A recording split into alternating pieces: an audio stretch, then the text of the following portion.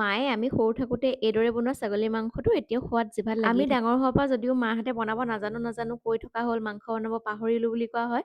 কিন্তু সেই আগৰ সোৱাদটো যে কেতিয়াও এতিয়াও পাহৰিব পৰাই নাই নেকি। একেবাৰে সাধাৰণভাৱে মাংসখিনিত নিমখ, হালধি, অকণমান জলকীয়া গুড়ি, তেল আৰু পিঁয়াজে সৈতে খুব ধুনীয়াকৈ অলপ টাইম মঠি থোৱা হয়। এতিয়া তেলতে অকণমান দুখিলামান তেজপাত দি আৰু এয়া পিচি লোৱা শুকান জলকীয়া, গোটা জিৰা আৰু গোটা ধনিয়া লগতে কেইটামান জালুক দিয়া আছে।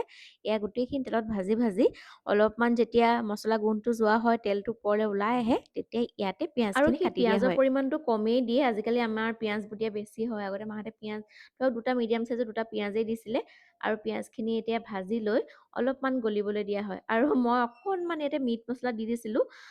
মাহঁতে বাৰু এইবোৰ একো দিয়া নাছিলেই। মই মিট মছলা অকণমান দি ল'লোঁ আৰু ইয়াতে এতিয়া মাংসখিনি দি অলপ টাইম লৰাই লৈ ঢাকোন মাৰি ৰাখি দিম, যাতে মাংসৰ পৰা পানীটো অলপমান ওলাই আহে। আজিকালি ছাগলী মাংসবিলাক ঘিত বনোৱা হয়, বেলেগ বেলেগ ধৰণৰ সোৱাদত বনোৱা হয়, খাবলৈও বহুত ভাল হয় বাৰু। কিন্তু যিমান যি হ'লেও সেই আগৰ এনেকে যেন বনাইছিলে সেই সোৱাদটো কিন্তু এতিয়াও পাহৰিব পৰা নাই। আৰু আমি খুব কম টাইমত সিজিবৰ কাৰণে আধা ভাজি লৈ কুকাৰত এটা চিটি মাৰি দিওঁ, খুব ধুনীয়াকৈ কোমল হৈ যায়। কিন্তু আগতে মাহঁতে ইমান কুকাৰত নিদিয়ে, চাবচোন এনেকৈ ভাজিয়ে সিজাই থাকে। মই অলপমান অমিতাও ইয়াতে এড কৰিছোঁ। এতিয়া গোটেইখিনি অলপমান ভাজি আছোঁ, গৰম পানী দি লৈছোঁ আৰু মই মাংসত যে আগতে মায়ে এনেকৈ গোটাকৈ নহৰু দি দিয়ে, ইমান ভাল পাওঁ মই, কিন্তু এই নহৰুটো দিওঁৱেই দেই, হাঁহ মাংস হওক ছাগলী মাংস হওক। আৰু এয়া খুব ধুনীয়াকৈ হৈ গৈছে। আৰু বিশেষকৈ ছাগলী মাংসৰ ৰংটো আৰু হাঁহ মাংসৰ ৰংটো ৰঙা ৰঙা হ'লে ভাল নালাগে, অলপমান ক'লা টাইপ এনেকুৱা হ'ব লাগে, তেতিয়াই ভাল লাগে হয়নে।